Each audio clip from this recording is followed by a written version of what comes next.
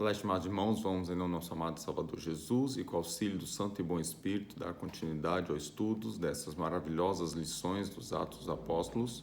Vamos estudar a lição 12, que é a verdade divina é justificada, e vamos ao segundo tópico, crise na igreja primitiva.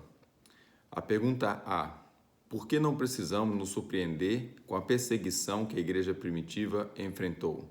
Registrado em 1 de Pedro, capítulo 4, versículo 12 e 13. Diz assim: Amados, não estranheis a ardente prova de que vem sobre vós para vos tentar, como se coisa estranha vos acontecesse, mas alegrai-vos no fato de seres participantes das aflições de Cristo, para que também na revelação de sua glória vos regozijeis e alegreis.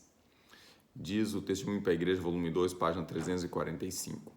Nosso grande exemplo, que era o resplendor da glória do Pai, foi desprezado e rejeitado pelos homens.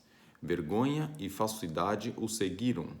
Seus discípulos escolhidos foram exemplos vivos do caráter e espírito de seu mestre.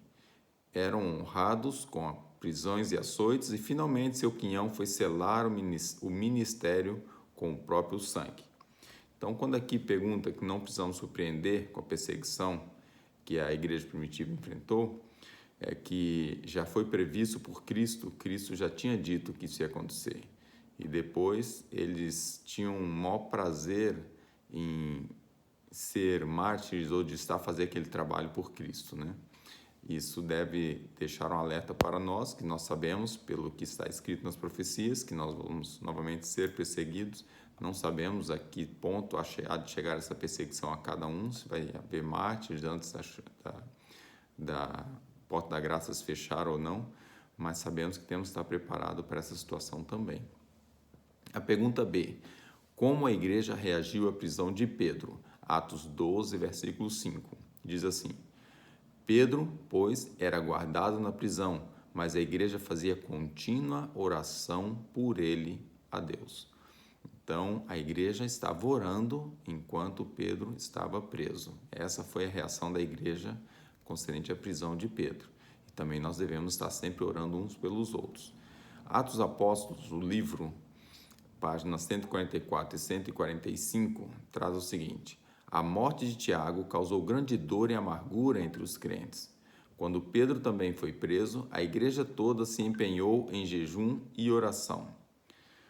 Enquanto, sob vários pretextos, a execução de Pedro estava sendo retardada para depois da Páscoa, os membros da igreja tiveram tempo para examinar profundamente o coração e orar com fervor.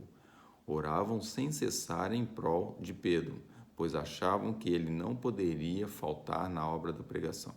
Compreendiam que haviam chegado a um ponto em que, sem auxílio especial de Deus, a igreja de Cristo seria destruída.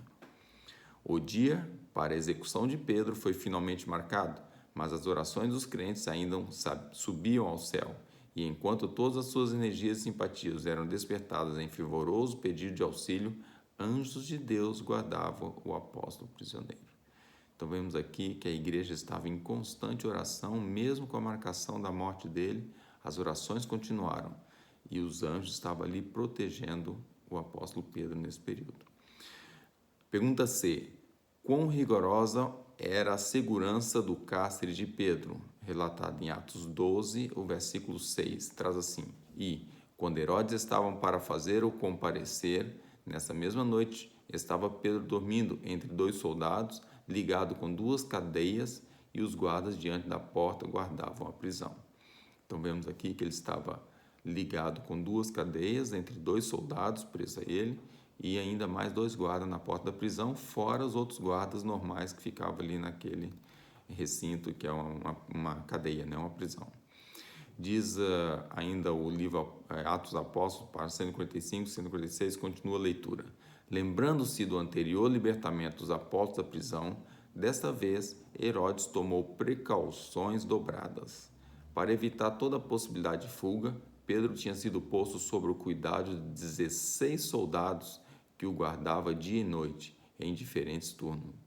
Com as portas da prisão firmemente trancadas e uma forte guarda diante delas, toda a possibilidade de livramento ou escape por meios humanos estava descartada.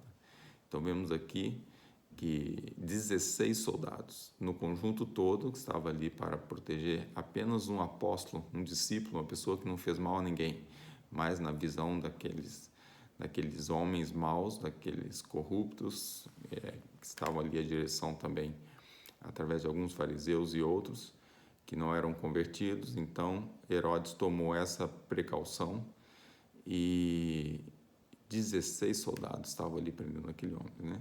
Mas vamos ver o que aconteceu no tópico seguinte. Os irmãos devem amanhã continuar fazendo os estudos e ver o que aconteceu com o que Deus fez, né? Em prol desse apóstolo que estava sendo protegido pelos anjos. Que Deus dê sua graça, nos abençoe, para que possamos também ter esse espírito de confiança, esse espírito de entrega, porque assim como o Tiago já tinha morrido, Deus tinha um propósito com Pedro, mas nós não sabemos qual é o propósito de Deus para nós.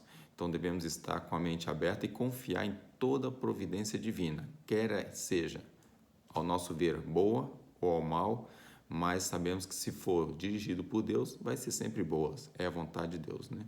Deus abençoe e dê sua graça para isso. Amém.